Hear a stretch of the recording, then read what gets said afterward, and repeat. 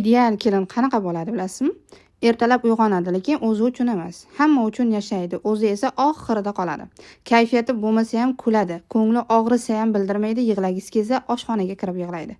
Uni hech kim qanday yuribsan deb so'ramaydi, nima qilding deb so'rashadi. Va asta-sekin o'zi ham o'zini unutadi. Hammani ovqatlantiradi, o'zi soviganini yeydi, uyni yig'ishtiradi, lekin hech kim rahmat demaydi. Charchamaydi yoki charchasa ham bildirmaydi. Kasal bo'lsa ham yotmaydi, faqat tezroq tuzalishga harakat qiladi. Gapirmaydi, ichida mingta gap bo'lsa ham yutadi. E'tiroz bildirmaydi, chunki kelin ekanini eslatishadi. U hamma narsani o'rganadi, kimga qanday gapirishni ham, qachon jim turishni ham u o'zini moslashtiradi. Har kimga yoqadigan bo'lishga harakat qiladi.